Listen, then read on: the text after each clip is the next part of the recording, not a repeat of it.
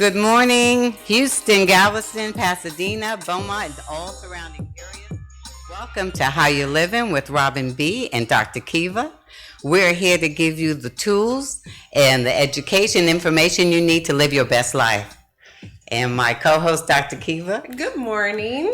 How you doing? I'm well. How are you doing Good, today? thank you. Well, am I not getting any love here? My Am bad. I like the invisible man right now? I've just gotten so used to you. I love the way you brought it. You brought it in. I'm Robin B, and this is Dr. Kiva. And this dude over here. This dude over here is a figment of my imagination. That's what he is. That's what happens. The men get taken. We take advantage of you guys. We take you for granted. My bad. That's okay. I still feel the love because I'm excited because for the first time we have Dr. Kiva Davis in the house. We've been waiting for you. And before we introduce our guest, I think it's appropriate that we introduce this amazing being. Yes. Oh, that's Who I've known for is it 15 years? Easily, probably, yeah. Wow, gosh, that's a long time. I know, what? And you haven't aged a bit. I must have been about 10. Like this old man. Like seriously, like every time I saw him, like, how are you getting younger while I'm like getting all rickety and stuff? Right?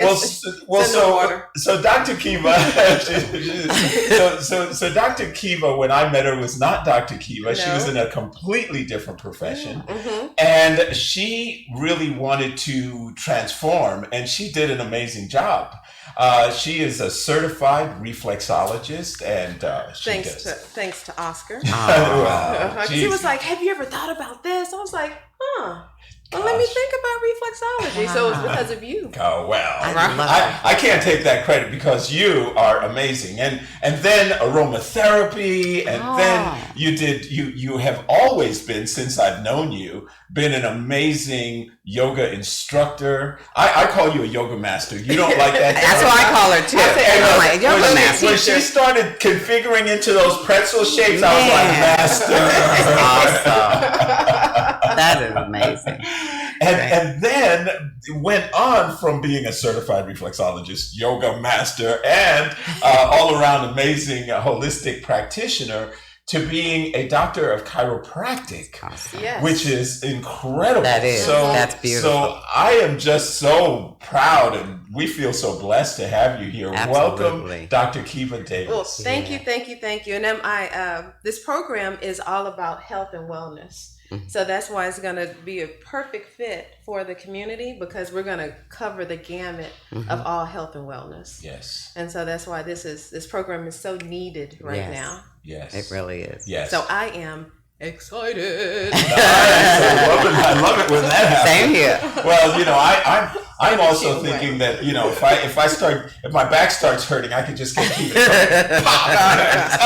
yeah. I got you. With your neck. I love that. First time I ever got it, I was terrified. But once that crack happened, man, that neck crack. Do you do that?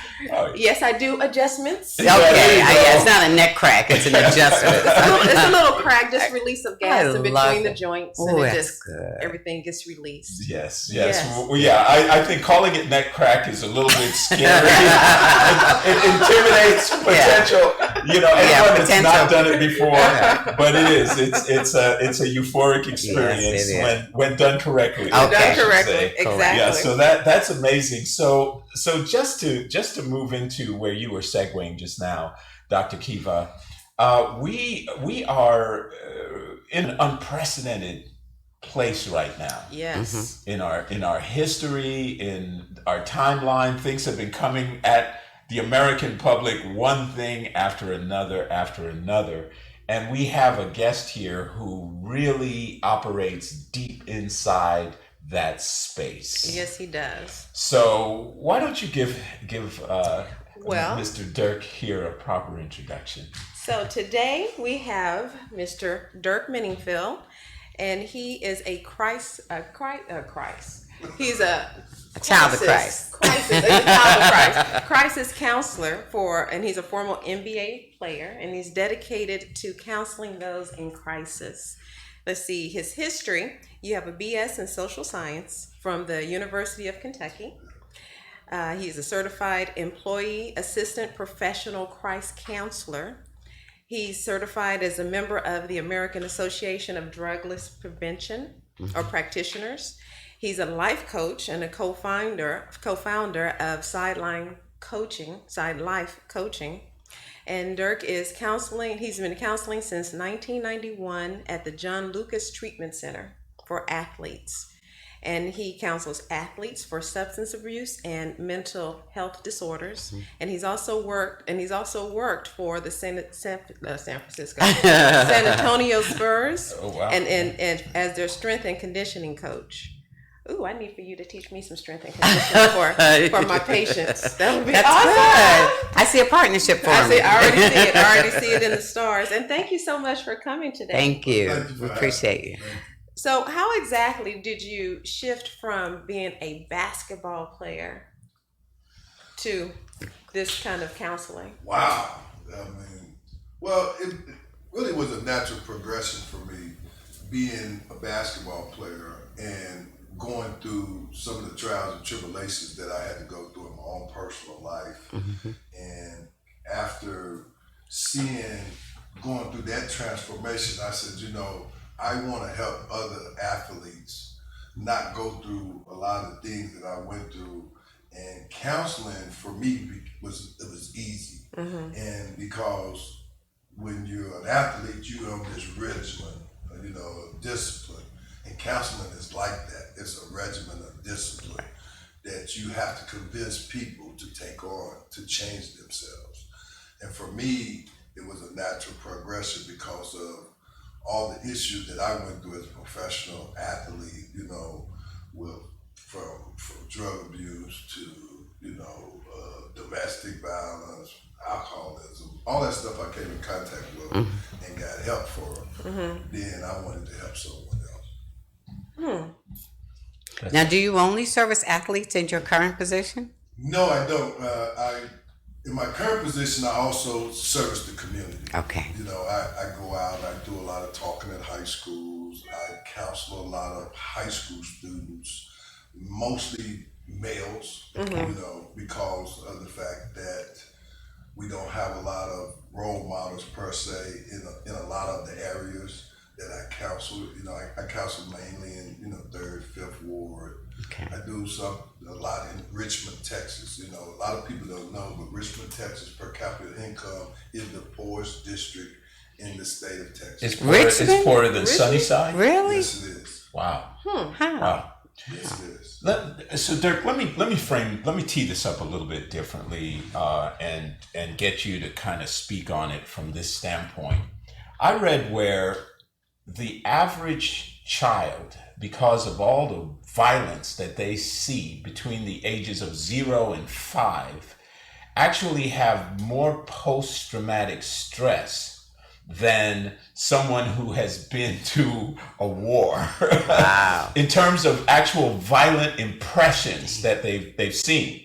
Now, that situation gets exacerbated when they're in a poor community, when they're in a community where, as you just said, there are no role models per se, and they are constantly seeing violence right outside their front door. And the biggest potential hero is the drug dealer driving the fancy car with the big rims, right, and the Jordans. How are you reading that in the communities? Is that accurate, number one? And number two, what can we start to think about changing to really affect that population? Well, I'm gonna answer it backwards. I'm gonna answer about the change first. What we need to change, and we see it happening right in front of our eyes with these protests and things, that are protested. And God rest George Floyd, because he was the tipping point. But it's about economic equality, because that's what those kids lack.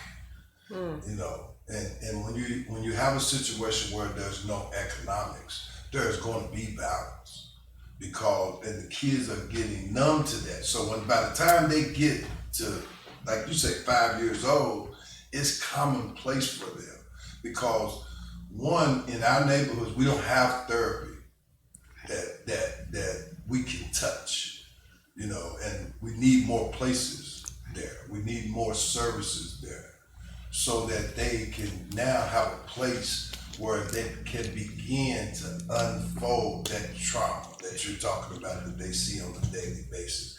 But as long as there's economic inequality, then they're going to be subject to the violence.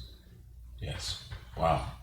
So break that down a little bit for people that are not really connecting the dots completely on a child that is in a low-income home. You're saying the majority of that trauma, the majority of that post-traumatic stress is literally the fact that they are poor. Exactly. And then they're dealing with the frustration of their parents. All those things that we know in mental health that come about. Right. Because of there's no economic structure and there's no economic hope. See, because it's a state of hopelessness that they begin with.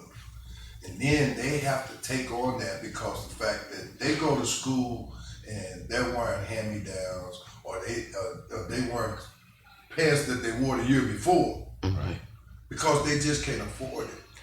So how would it manifest itself? Say you have a 5-year-old, some of them are going to act out, but other ones just get really closed in. And that's the scary part, Doc. Because the ones we act out, we notice. Right. The ones that quiet sit over ones. the quiet ones, those are the scary ones. Those are the ones who you say come subject to the dope dealers. Right. Those are the ones who are subject to the gangs. Those are because they start from looking for love in all the wrong places. So in a sense, it's almost like we need to have it in schools just around the community, period, for everyone, even if they act out, that they don't act out. But it's the squeaky wheel gets the oil, right? Right. And the problem with that, we identify the squeaky wheel as a problem. We don't identify the quiet one. Right. But he's letting it all out. He's letting it all out because he's screaming for help. But it's John's over there quiet in a corner, probably planning something. Exactly. Yeah. But so we don't have that. We don't have that individual in the schools who can identify what mental health looks like. See, we can identify substance abuse. See, we can identify that. We can identify someone being hungry. Right. But can you identify the person who's over that is quiet, is in a place of hopelessness? Because if they don't come with any bruises, if they don't act out, you ain't trained to notice the signs. Right. Well, as I listen to you, I think we should probably come to the inescapable conclusion that every child, every child in that environment is traumatized to some degree, is subject to these dangers. Are there, and we have about a minute before we go to break, but are there preemptive measures that are being taken? Yes, I mean, the city of Houston has a number of agencies that are in the schools, that are working with the schools. You have Busy Bee Wellness that over there on the southwest side that is sending out counselors to the schools. You have the Council on Alcohol and Drugs for Houston and Fort Bend County that are sending these counselors into the schools, but they're only there for momentary. What I mean by momentary, 2 to 3 hours a day. Right. So what happens is, like any child, Miss Borkin is here, so I'm gonna act right. I was a problem child at school. But they make that connection. They do have that person, but that person needs to be there on a daily basis, just like the teachers. So we have the necessary people in place. It's not have the money, the resources to allocate it. Right. Wow. Okay, you are listening to How You Livin' here on Edge Radio How Network. you living? How are you living? And some of them are scary how they're living. We're living kind of scary. We're delving into the subject of trauma. And we want to invite you to share this page, share this information, because this is affecting all of our young people right now. We'll take a break. We'll be back in just a moment. This program are that of the show host and guest. not Edge Radio Network or Sega Broadcasting. 1540 AM and 101.7 FM.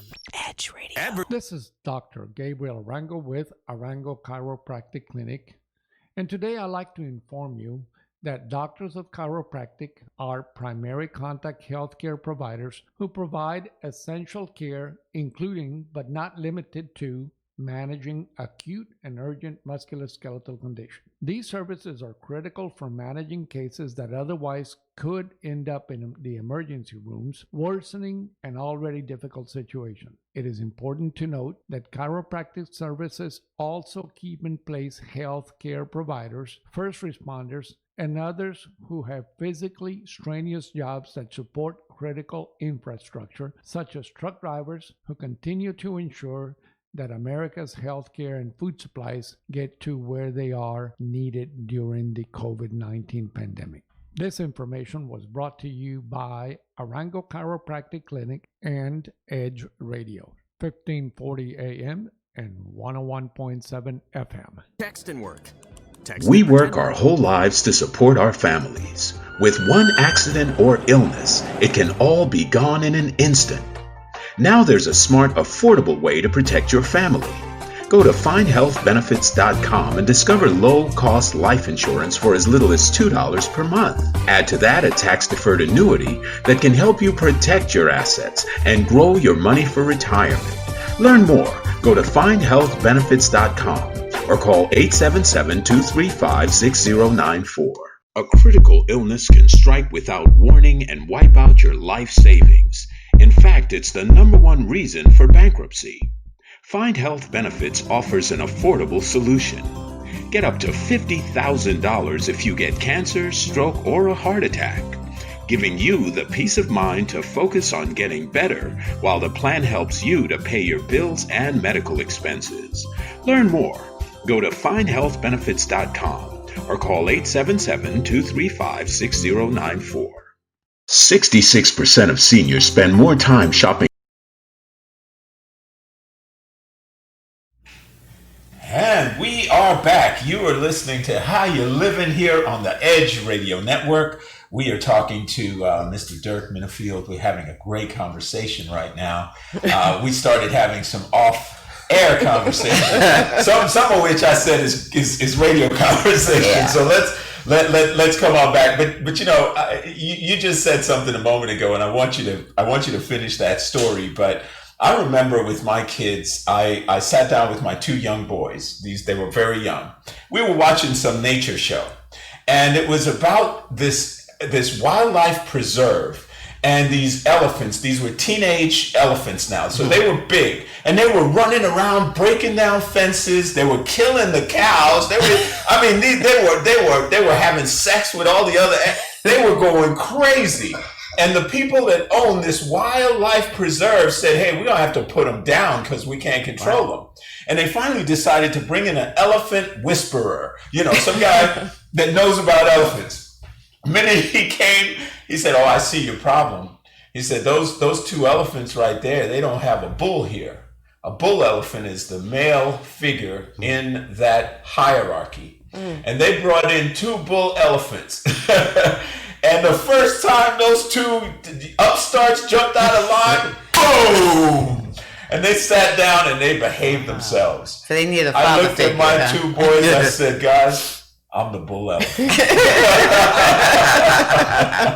That's great. So Dirk, talk to us about that piece, that importance of that male presence in the life of these young men. Oh, it's so important.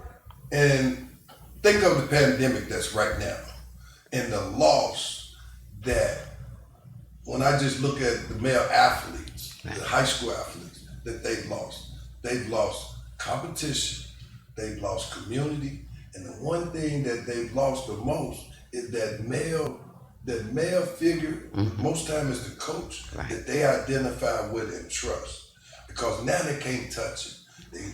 They maybe talk to him on online, but it's not the same for them. Because now everything's been turned upside down. But if you equate that to the home, equate that to the home, whereas that we've went over 30 years now where we've seen the constantly decline of the family structure, whereas that moms, grandparents are raising the kids and there's no male figure. And what we find, unfortunately, is the prison population has went through the roof because they base it on that, but really it's not that. What it's based on, for me, from my perspective, is that we don't go in and now we don't take a temperature check on the mental health of someone who don't have that male role figure. Why is he acting this way? Why is he doing that? What is he watching?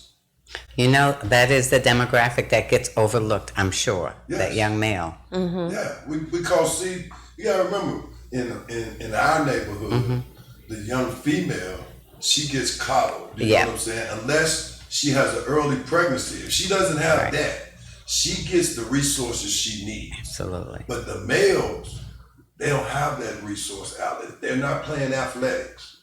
They don't get the necessary resources. I mean, we have big brothers and things of that nature. You have the churches that have some programs. But what we really need is a program where is that young males who go to penitentiary need to come out and talk to the young males that are coming behind. Mm-hmm. Because we got to break that cycle. You do. Yeah. So when you're saying that they don't have a male role model, that's one aspect, and maybe no real family structure. Do you think that even playing some of those video games that they are so caught up in to desensitize them from death plays any role in their aggression? Wow. There's a study being done right now as we speak. It's being done by the National Institutes of Health. And they're studying the impact, just like what you're saying, video game desensitizing these young teenagers from feeling. They can disconnect from the everyday world. They can go into this fantasy world. And then they've made it, the video game makers have made it where that I can connect with you in Massachusetts. That's right. Or in another country. We can play against each other. Matter of fact, they professionalized. That's right. Right? Yeah. But they don't think about the impact, the mental impact that they're having on these kids. Gosh, now you're gonna make me become a conspiracy theorist.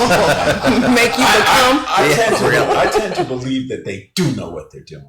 And that they really have touched on something where this. I read an article and I never forgot this thing. It was in the early '90s when video games were just starting to really mature, and it said that the video game makers are building a new form of super predator because they're going to systematically desensitize children to acts of violence. And they have created this animalistic way of, just blowing people's heads off until these kids literally think it's a cartoon. They don't. I remember I was down, I had a business, Robin, well, both of you guys would remember this. Remember that, the hair, right on West Belford. Yeah. And this young boy, 13-year-old, runs up and just boom, and shoulder slams the glass wall in the office built, at the outside of the office. And I was walking out and said, hey, don't do that. I said, man, that could hurt you. Or you could damage property. Don't do that. That kid said, F you. And then he looked at his friend, I'm gonna go get my piece and off this dude. Oh my God. And I was like, this was a child. You were traumatized. Yeah. So the desensitization starts very young and it's very persistent. And these kids, by the time they hold a gun in their hand, it's a magical tool that ends life. But more than that, I think, and tell me what your thoughts are on this piece. More than that, I think that young men are fighting for significance. They're fighting to be important. If I got a gun and I pull it out right now, everybody in this room is going to listen to me. I'm the boss right now, right? So they're fighting for that significance. Do you see that to be true, or is there some other nuances? I agree with you wholeheartedly. I mean, you got to think. Me and you didn't know what an AK-47 was at the age of 12. Mm-hmm. Well, you go on a video game, you know what a rocket launcher is, you know what it is. I mean, and you know how to operate it. It tells you on the game how to break it down. Wow. So I agree with you that the desensitivity from the games and how do you say it, the promotion of violence. Yes. Because, and the significant that person is getting in believing that when I put this gun in my hand, I become somebody. Somebody gonna recognize me.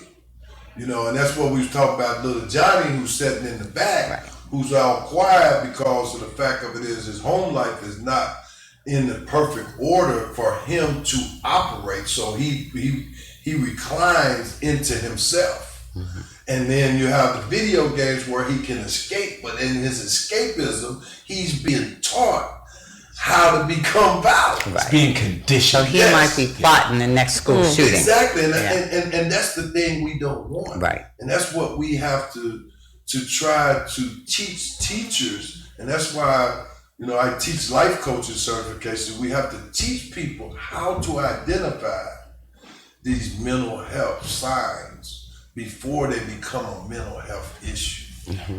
So with what could the parents, what signs could the parents look for to say, okay, let me help with my child? What are some of the blaring signs that they can see? One of the blaring signs is that if irritability, if your child becomes real irritable by just simple mundane tasks, if you say, go clean your room, and if they go to a level where it's that they normally wouldn't go, and that becomes on a chronic type situation, that's the first sign. Mm-hmm. The second sign of it is that if you see them start to pull away from social events, Mm-hmm. you know what I'm saying? They don't want no social interaction. They want to isolate. Then you need to have a conversation with them and try to reach them to try to understand why you isolate, why you want to go just sit in your room. And you don't want to go over and talk to Oliver. You don't go over and play with him no more. You have to ask those questions. But parents are so busy, right, that they can't. They see it, but they're like, okay, well, after I take care of the kitchen, and then I'm tired, I go to bed, and I forgot to have the conversation that I needed to have. Right. And so it's a juggling act. right. And that's why we need those resources. So if you are busy, you can say, I'm gonna call somebody at the crisis center just to get me some information. But that's the other thing that our culture, we don't do. I was about to ask you that question. Historically, it's almost taboo to us, seeking mental health support. Well, we don't want people to know we need help. Right. Because you got to remember, we're survival by nature. Mm-hmm. We're taught to survive because of the fact we come out of that impact of poor economics. So in your survival skills, you only depended on you. Right. And now I got to call Oliver to take care of my son. I'm not doing that. Especially back in the day, it was like, you don't tell family business. Right. No, you don't put our business out in the Right. street. Exactly. And Right. that's And they have auntie up in the attic hiding, And that's the problem with mental health in our community, because everybody thinks it's a taboo. Because I'm not crazy. I don't need to go talk to Dirk, man, because they're gonna think I'm crazy, or they're gonna think my child is crazy. Yeah. So what happens? We take them to a doctor. They diagnose them, And they give them medication. And give them medication. Give them Ritalin, Yeah. and all of this, and we mask the symptoms. Right. And then when they get 18, when they can legally go off the medication, now it all bursts loose. That's right. We just That's make right. it early druggies. Yes. Early druggies. So we're right up against the break here. So folks, you're listening to How You Livin' here on the Edge Radio Network. We are talking to Dirk Minniefield, a specialist in trauma and in crisis. And we are going to take a break. When we come back, we're going to find out how we can implement some tools so that all of us can contribute to solving this problem. Back in just a moment. The only thing better than playing a hero in the movies is being a hero in real life. Like the 50,000 veterans who returned from Iraq and Afghanistan with devastating injuries. They are true heroes, and they're why I'm proud to support Paralyzed Veterans of America. And some foreign food, some ethnic flavor. Veterans of America has made a promise to never leave a fallen comrade behind. They make sure veterans with spinal cord injuries get the quality medical care, rehabilitation, and housing they need when they come home. They stay with our fallen heroes for the long term, offering counseling, job training, and support to help them regain the freedom and independence they fought so hard for, all at no cost to them. Our veterans fought for us. Let's fight for them. To learn more about how you can help, visit pva.org. That's pva.org. We will never leave a fallen comrade behind.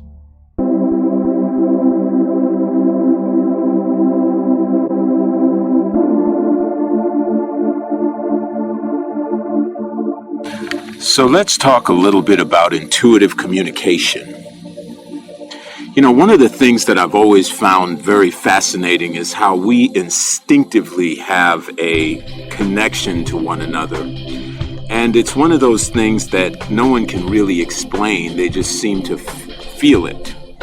I've always believed that in the realm of creativity, we're connected to a higher source. Some people call it the morphic field. Some people call it the cause of all causes, or the knowing, or God, or any number of different things. And whatever your belief systems are, you can appreciate that we all have a higher intelligence. And that's why when I look at what is happening.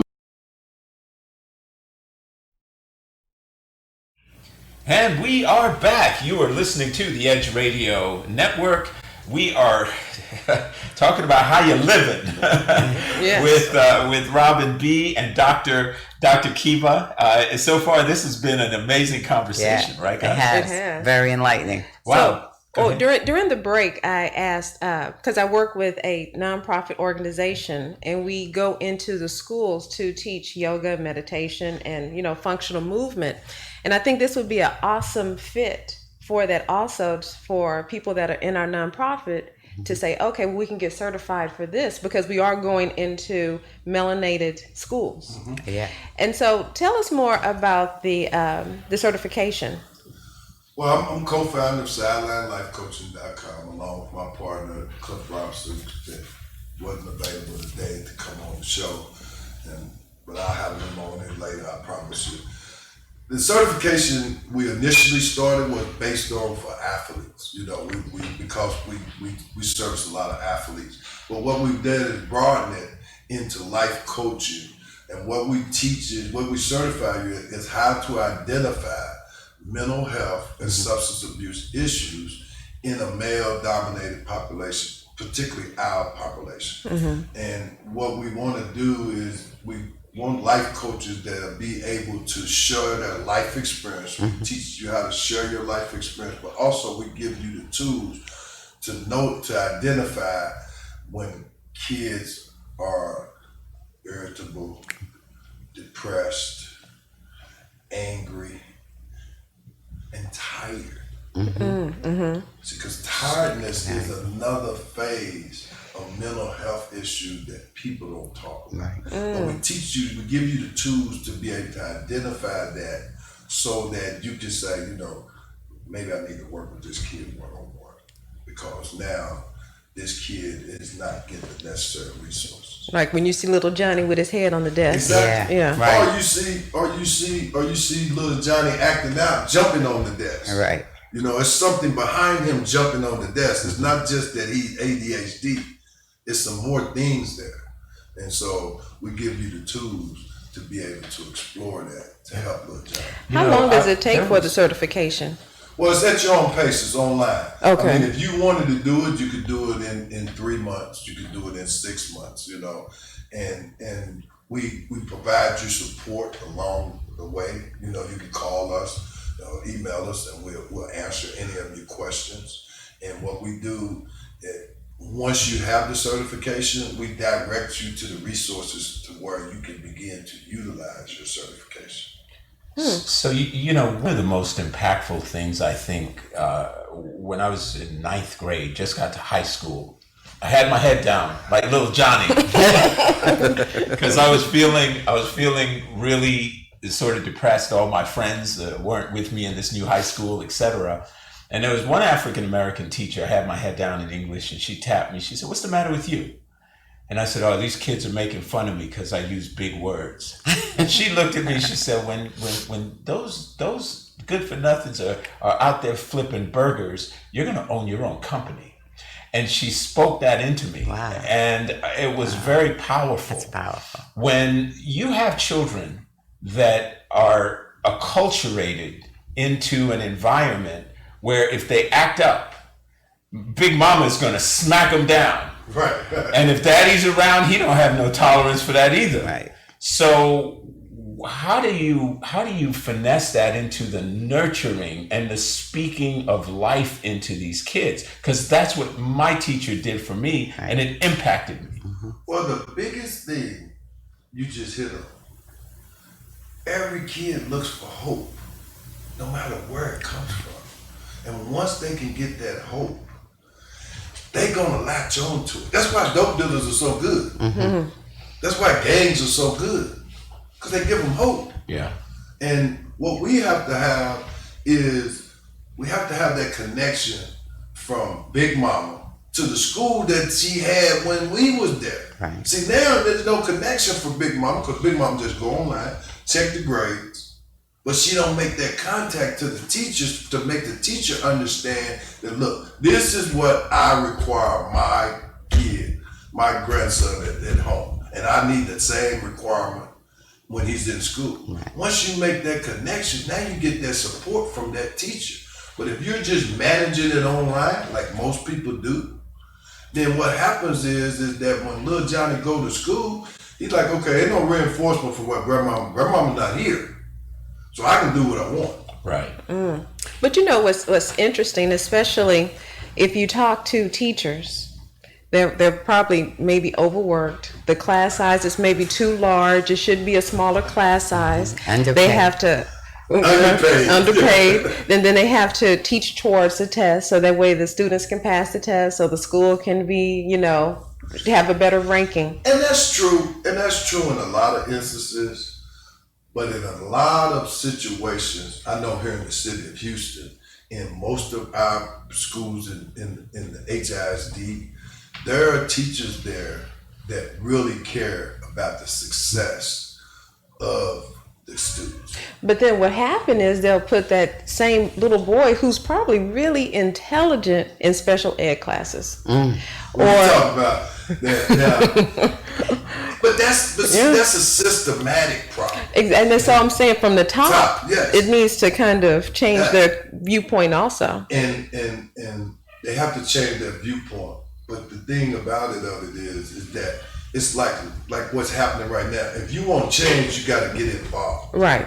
You can't sit on the sideline and criticize Sterling High School if you've never been over to Sterling High School. Mm-hmm. If you've never been over there, you don't know the dynamic of the culture, and we're selling it short, because they have just give you a stat. They have just went in 5 years from a school that had a 30% drop, that had a over 50% dropout rate of 9th graders, right? Mm-hmm. Which was one of the highest in the city. Now they're below 30% in 5 years. And the graduation rate went from 30% to 70% in that same 5-year period.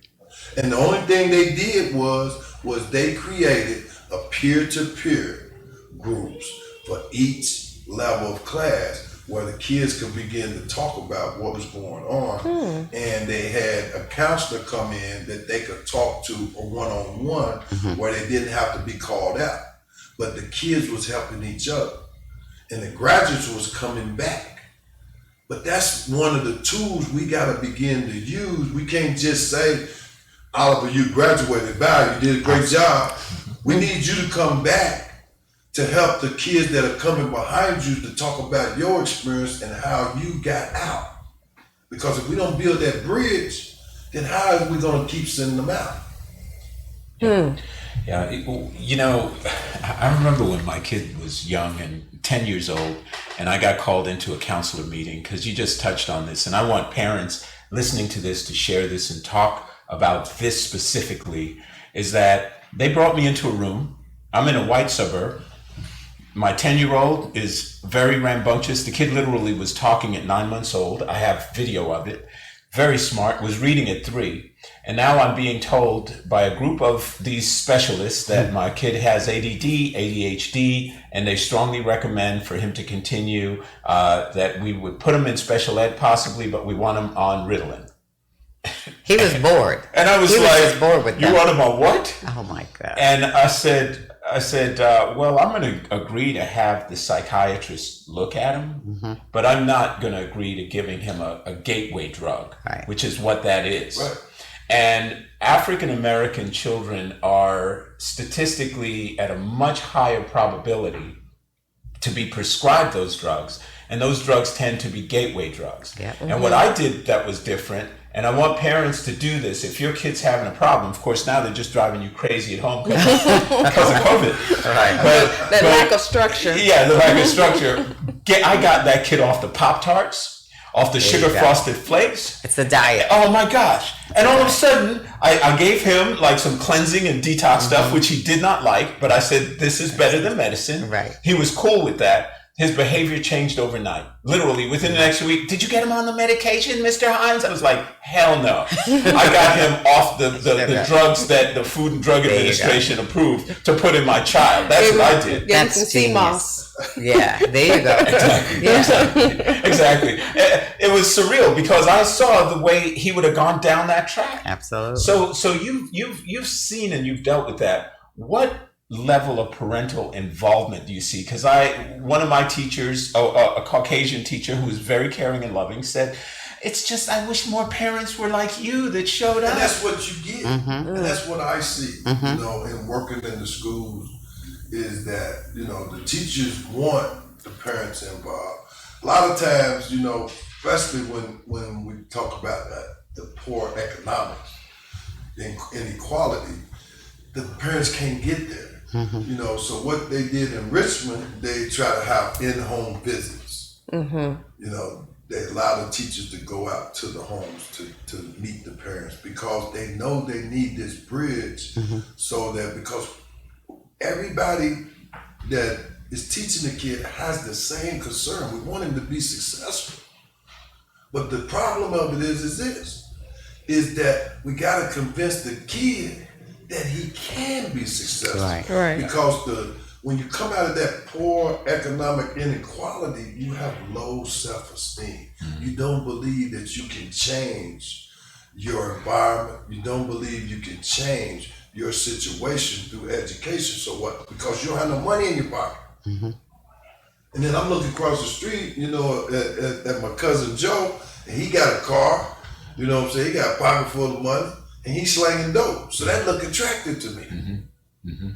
And that's what we find. And what Oscar brought up is being in that environment, you only have fried foods and stuff around you. There you go. They don't have really fresh fruits real and food. vegetables in the stores themselves. So they're not even getting the minerals that they need for the basic, because it's in the yoga community, we always talk about, energy, right? And if you are in survival mode, you're not really able to think of something greater and higher because you are just survival mode. And so I like the fact that some people are talking to the parents, because it really starts with that foundation of saying, well, make sure they're drinking water or whatever you can, even if it's frozen fruits and vegetables, do that. And if you can't get fresh, but we're in a community of soul food. We like the grease, we like and they get us addicted to the sugars and the salts.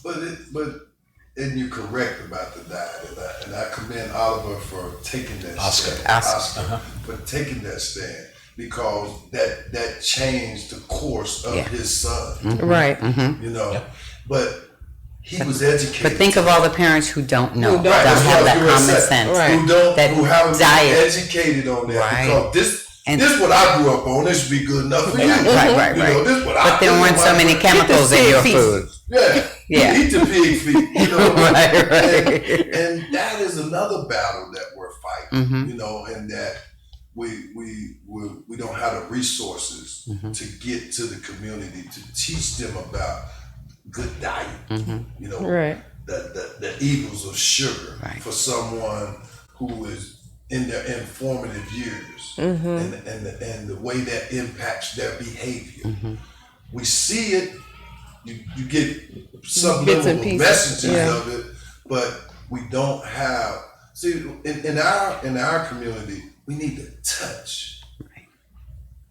We need to touch it before we believe it. You know what I'm saying? You know, it's like touching. You know, your grandma used to tell you, you go touch that fireboard. You're gonna learn what heat is. And what we do, we go over and touch it, and then we're like, okay, all right. We only do it one time. That's the thing that we have to understand. That's how we learn. Right. Yeah. See, we got to go back, and this is what we're trying to do in mental health. We're trying to go back and teach and help people to learn where they are. Instead of trying to start up here and get you up here, I got to go down here so that I can walk you through the steps to get you here. And that is the thing that you're talking about with the diet, because there's been inroads, but the problem of it is the schools still do it too. Yeah. Oh, yeah. They have Pizza Hut and Taco Bell at school. They, you know, you going to school now in some of these suburbs, and I mean, it's like, I mean, they got restaurants that come in and set up for lunch. So we're just giving them a foundation for failure almost. Well, you know, it's really, really tough because we're a culture that we have so many layers, you know, but it's not insurmountable. You know. So if there's someone who's listening right now who is in some sort of crisis, what's the one piece of advice that you would give to them? Well, the one piece of advice that I would give to you is that reach out to the resources in your community. You know, there's hotline, there's crisis hotline. You know, I know Busy Bee Wellness does on-site counseling at their wellness center over on West Belford. You know, and I know the Houston Council on Alcohol and Drugs has a lot of resources for mental health stuff. But also I would tell you this, is that if you see your kid that is having issues, and when I say having issues, is starting to not want to have social interaction. And this is hard in this pandemic because we're dealing with social distancing. So it's hard to notice it. But if you see them isolated, if you see them being irritable, if you see them have insomnia, that a lot of people are having, a lot of kids are having this, can't sleep, staying up all night. And a lot of people think that's just because of the pandemic, but it's a depressive state that they're beginning to get into. And if you see those things, you need to call those resources. Crisis hotline of Harris County, crisis hotline of Fort Bend, Montgomery, wherever it's at, in Galveston County. You know, is that something 311 could help them with? You know, a lot of people call 311. Yes. Okay. And then you can because sometimes I know in Harris County, I don't know about the surrounding. Well, Fort Bend, has it. Okay. I don't know if Galveston has it, but you have the Gulf Coast Council down there that you can call and you can get those resources. You know, but I would take them to the nearest pediatrician real quick, because pediatrician, the one thing they're going to see, they're going to notice they can't treat them. Okay. And then they'll refer them out. They'll refer them out. That's good. Now, so we've talked a lot about schools, but now you work with athletes also. Yes. Tell us more about the work that you do with athletes. Yeah. Oh, now he stood up straight. Yeah. He got up straight when talking. Because it's what I do with athletes, and like, you know, I spoke on a little bit about what I do with the high school athletes, because they're dealing with so much loss right now and unknown, because it's still not known whether or not they're officially going to go to school or they're going to have to stay at home. And once that determination, so I'm dealing with them to prepare for this loss, because it could be a total loss. Especially if you're a senior too. Right. Yes. Oh yeah. And you don't get it back. And you're a basketball star, and that was your identity. Or a football star. Or a football star, and that was all you identified with. Yeah. And so what is that world going to look like for them? You know, how do they navigate? Because now all my identity, and that's the problem with sports, and me and my partner, we always have a say, basketball is what I did, that's not Who you are. Yeah. And that's a big piece that we work with these young men on, because they put it all in one basket. You know, you hope that they don't, but majority of them do, you know, and you have your exceptions.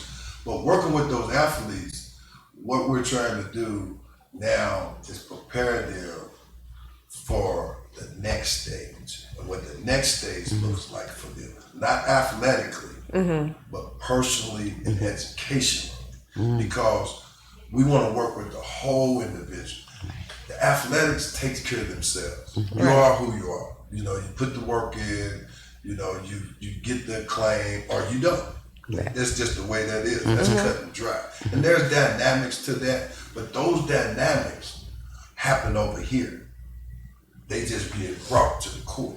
Right. So if we don't deal with this, we can't help them as an athlete. So your primary goal is to have the current athletes find their way once they're done with the NBA? Yes. Is that what you guys do? Yeah. And, you know, and that's at the top end when you get talking about the NBA. But you still get them in crisis you also. still get them in crisis. And you know?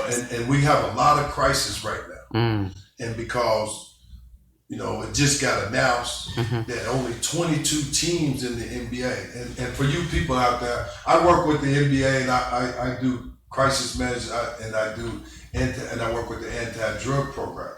Well, that creates a problem in itself, because now financially these players had to give up 25%, which is going to equate to 40% of their pay. Millions. You know, so you're talking millions of dollars that they got to give up. Now, there's 8 teams that are not going to get to play.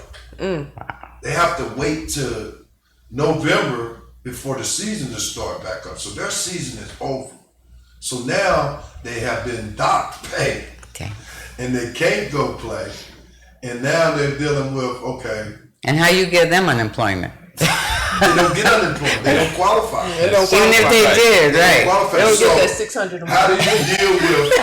How do you deal with somebody who has been irresponsible? Exactly. They've already been spent it all up before they even got that check. You got to remember, they came into this year based on the fact that I was going to get a full. So they already bought my house. I'm on contract. Right. But now you're going to tell me I got to get 40% of it. But you know, I think it's a powerful lesson, but a very important one. You know, there is and some people may be familiar with this term. There's something called a marshmallow test. And they gave this test to kids back in the 70s and 60s. And the idea was... They should give it today. Yeah. The idea was, I could give you 1 marshmallow right now, or if you're willing to wait an hour, I'll give you 5 marshmallows. But you got to wait that hour. And you know, the vast majority of kids were right about the immediate satisfaction. That was a predictor of how well they would do financially and scholastically in their life. Because the ones that were willing to put off the immediate gratification and wait literally had a propensity towards patience and the recognition that hard work does pay off. So when we're just about out of time, Dirk, but I wanted to just ask you this real quick with regard to parental training. Because it's one thing to train the kid, but I know a lot of parents out there that are just not with the program. Is there something there to train those parents? Yes, there is. And one of the things we're doing on Sideline Life Coaching, and people can contact us at contactsidelinelifecoaching.com. You can email us. We are now creating a certification for the parents. Great. To teach them how to identify, how to coach, to teach them the tools that they need to help their children. And this is just not males, it's females, and it's girls and boys. And the reason we started that was just about what you said, because we said, oh, well, they got life experiences that they need to deal with. And if they can deal with them, if they can be taught how to deal with their own stuff and give it'll make a world of difference in their kids. And if they get this certification, Because one of the things about the certification is that you got to heal your own stuff, Right. to be able to coach something. Exactly. You know what I'm saying? Tell us again Put how. oxygen on yourself first. That's Exactly. absolutely That's right. Let's email us at contact@sidelinelifecoaching.com, and we will get right back to you within a couple Say of it one more hours. time. Contact@sidelinelifecoaching.com. Hey, we're social media too. Do you have any social media accounts? Yes, we do. We have we're on Facebook. Instagram, Facebook, and y'all have to forgive me because I usually don't come on and I don't talk about what I do. And You're she rocking knows it. You're that. rocking it. Yeah. And she knows that I just We needed this. So you're on I just don't Instagram do and it. Facebook, all Yes, Sideline Coaching? It's our Sideline Coaching. Yes. Outstanding. Wow, excellent information. Dirk, we want to just thank you for Thank being you, Dirk. here. We Well, appreciate thank it. y'all for having me. Yes. And I look forward to coming back. Yeah, oh, we We definitely Well, I'll tell you looking what. forward to that. When I'm taking my certification. That's right. We'll Y'all can talk have shop. life coach, yoga master. We'll just do it all. Why We'll not? just do it all. Well, folks, this is a nice slice of how you living. I love it. Great conversation. Very relevant. Very relevant to our times. We want to invite you to share this program and reach out for those young men and families that are in crisis, young women that are in crisis.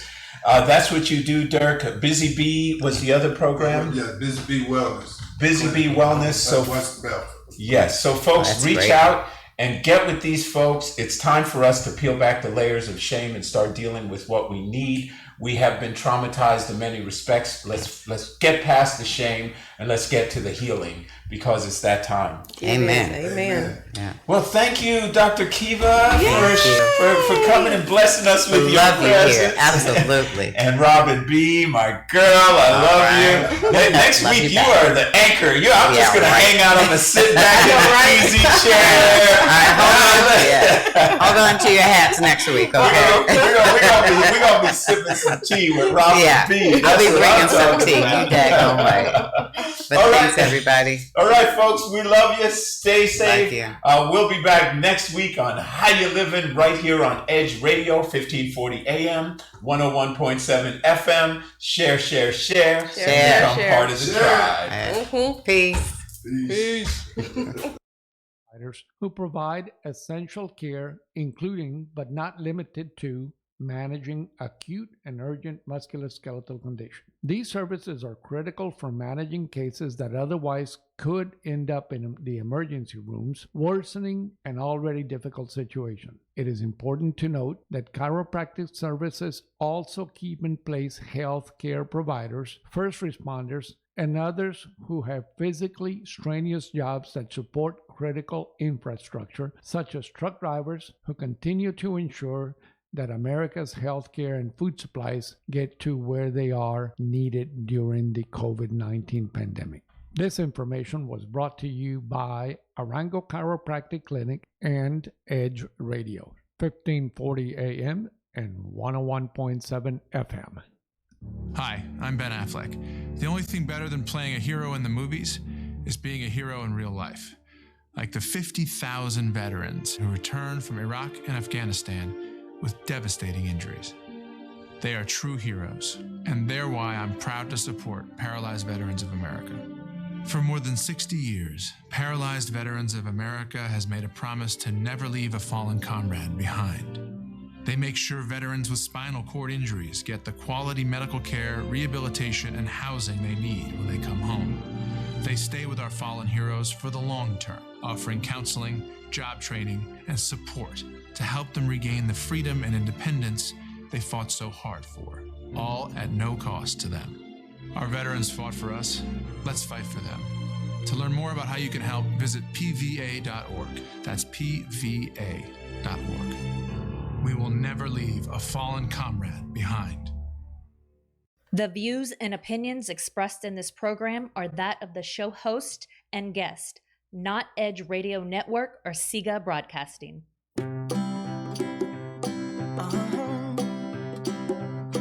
If you ever find yourself stuck in the middle of the sea, I'll sail the world to find you. If you ever find yourself lost in the dark and you can't see.